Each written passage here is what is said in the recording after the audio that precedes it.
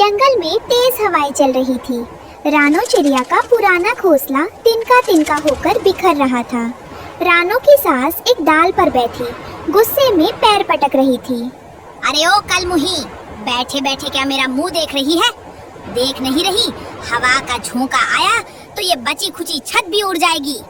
जब से तू इस घर में आई है मेरे बेटे को निगल गई। भारी बारिश क्या आई, मेरा कमाऊ बेटा ही चला गया।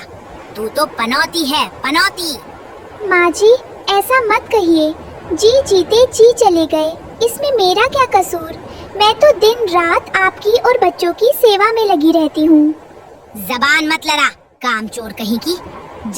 जाकर बच्चों के लिए दाना ढूंढ। सुबह से तिनका भर अनाज नहीं आया घर में। तभी रानू के दो छोटे बच्चे गुड़िया और कुकू रोते हुए रानू के पास आती हैं।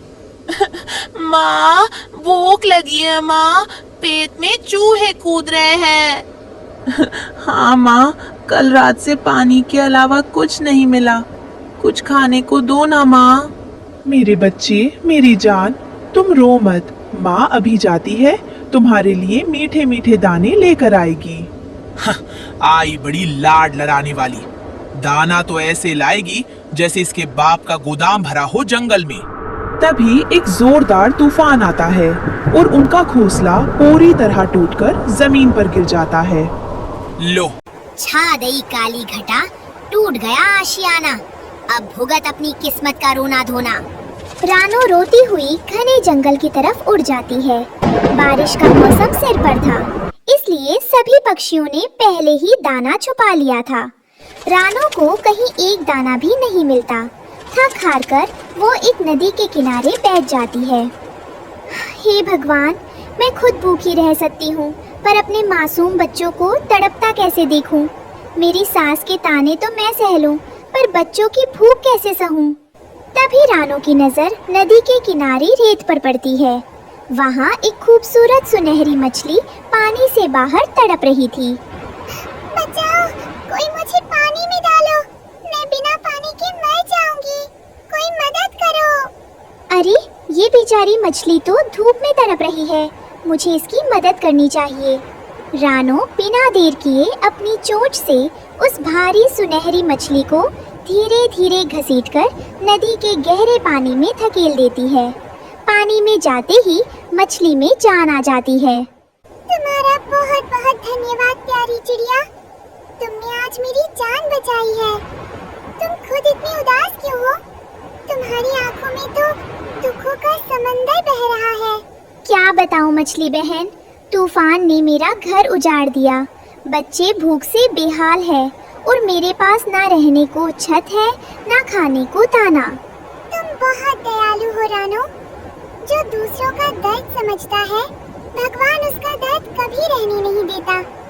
ये लो, मेरी तरफ से एक जादुई तोहफा। मछली पानी में डुबकी लगाती है और चोंच में एक चमकता हुआ जादुई मोती लेकर बाहर आती है। ये जादुई मोती नहीं, तेरी अच्छाई का फल है।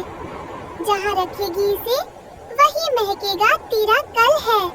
रानो, इस मोती को ले जाकर उस पीपल के पेड़ की खाली डाल पर रख दो। रानो उस मोती को लेकर पीपल के पेड़ पर पहुंचती है। जैसे ही वो मोती को डाल पर रखती है, एक तेज रोशनी चमकती है। देखते ही देखते वहाँ सफेद और चमकीले मोतियों से बना एक आलीशान, बड़ा और अभेद्य घर बन जाता है। हे भगवान, ये तो मोतियों का महल है। रानो घर के अंदर जाती है तो देखती है कि वहाँ सोने के बर्तनों के तरह तरह के स्वादिष्ट दाने, फल और साफ पानी भरा हुआ है। माँ जी, गुड़िया, कुकू, जल्दी आओ, देखो भगवान ने हमारी सुन ली। सास और बच्चे भागते हुए आते हैं। बच्चे खाना देखकर छपट पड़ते हैं। वाह माँ, इतने मीठे फल, मेरा पेट भर गया। माँ, अब हमें बारिश में भीगना नहीं पड़ेगा। ये घर कितना मजबूत है।